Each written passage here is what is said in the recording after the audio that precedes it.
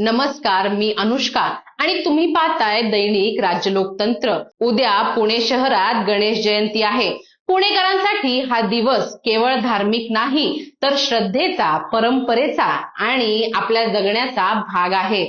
पण याच पुण्यात याच दिवशी शहर अक्षरशः ठप्प होणार आहे आणि म्हणूनच आज हा प्रश्न थेट विचारावा लागतो।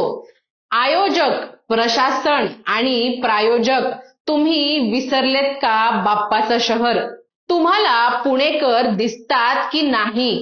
पुण्यात गणेश जयंती कशी साजरी होते हे कुणालाही नव्याने सांगायची गरज नाही।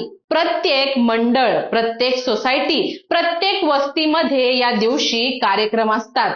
कुठे गणेश याग, कुठे अभिषेक, कुठे साधा पण श्रद्धेनं भरलेला प्रसादाचा कार्यक्रम।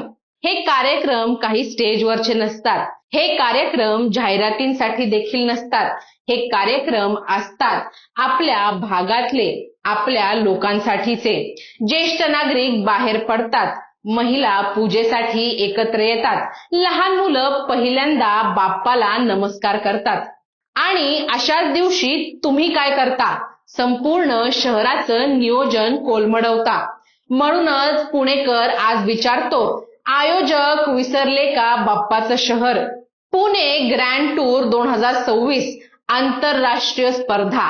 खेळायला विरोध नाही, सायकलिंगला विरोध नाही, पण प्रश्न अगदी साधा आहे। गणेश जयंतीच्या दिवशी ही स्पर्धा ठेवणं अपरिहार्य होतं का? एका वर्षात 365 दिवस असतात, पण निवड ही सणाच्याच दिवसाची का? हे नियोजन आहे की पुणेकरांची सहनशक्ती तपासण्याचा प्रयोग? पुन्हा एकदा प्रश्न उभा राहतो, आयोजक विसरले का बाप्पांचं शहर? या स्पर्धेसाठी कॅम्प परिसरातील रस्ते बंद, MG रोड बंद, डॉक्टर बाबासाहेब आंबेडकर रोड बंद, गोळीबार मैदान चौक, लुल्लानगर, कोंढवा, बोपदेव घाट, खडकवासला, नांदेड शहरापर्यंत सगळीकडे बदल। वाहतूक पोलीस सांगतात 30 मिनिटे ते 1 तास रस्ते बंद राहतील। पण प्रश्न असा आहे, हे 30 मिनिटं कुणासाठी छोटं असतं? कामावर जाणाऱ्यांसाठी, रुग्णालयात जाणाऱ्यांसाठी की बाप्पाच्या दर्शनाला निघालेल्या पुणेकरासाठी? सगळ्यात गंभीर मुद्दा तो म्हणजे शाळा बंद। कॅन्टोन्मेंट परिसरातील सर्व शाळा बंद। शुक्रवारीही अनेक शाळा आणि महाविद्यालये बंद। निवडणुकांमुळे आधीच 2 दिवस वाया गेलेत, आता पुन्हा शिक्षणावर गदा। आणि मग सरकार सांगतं शैक्षणिक वर्ष एप्रिल पर्यंत वाढवणार। प्रश्न साधा आहे, वर्ष वाढवून गोंधळ भरून निघतो का? की हा गोंधळ अजून वाढतो? पालक आज ओरडत नाहीत, पण त्यांचा संयम संपत चाललाय।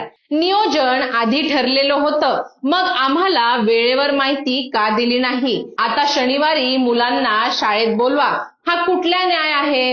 हे प्रश्न राजकीय नाहीत, हे प्रश्न घराघरातले आहेत। आणि हे प्रश्न दुर्लक्षित करणं पुणेकरांच्या संयमाची थट्टा नाही का? आणि या सगळ्यात मुळशी कोळवण रोडवर अपघात होतो। सुदैवानं कोणतीही जीवितहानी नाही, पण काही सायकल स्वार स्पर्धेबाहेर। मग प्रश्न विचारावा लागतो, मार्ग तपासला होता का? जोखीम मोजली होती का? की फक्त कार्यक्रम पार पाडणं हेच एकमेव उद्दिष्ट होतं?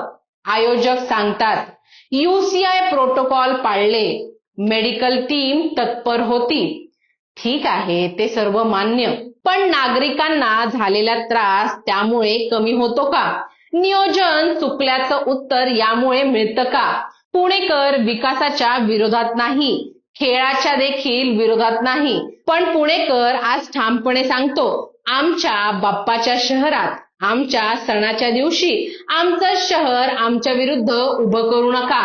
मोठं आयोजन करा, आंतरराष्ट्रीय स्पर्धा घ्या, पण वेळ, संवेदनशीलता आणि माणूस हे 3 शब्द विसरू नका। कारण प्रश्न अजूनही तोच आहे, आयोजक विसरले का बाप्पांचं शहर? गणेश जयंतीच्या दिवशी पुणेकर बाप्पाकडे एकच प्रार्थना करतो, बुद्धी दे, नियोजन करणाऱ्यांनाही। यावर तुमचं मत काय? आम्हाला कमेंट बॉक्समध्ये जरूर सांगा। मी अनुष्का, दैनिक राज्य लोकतंत्र. धन्यवाद.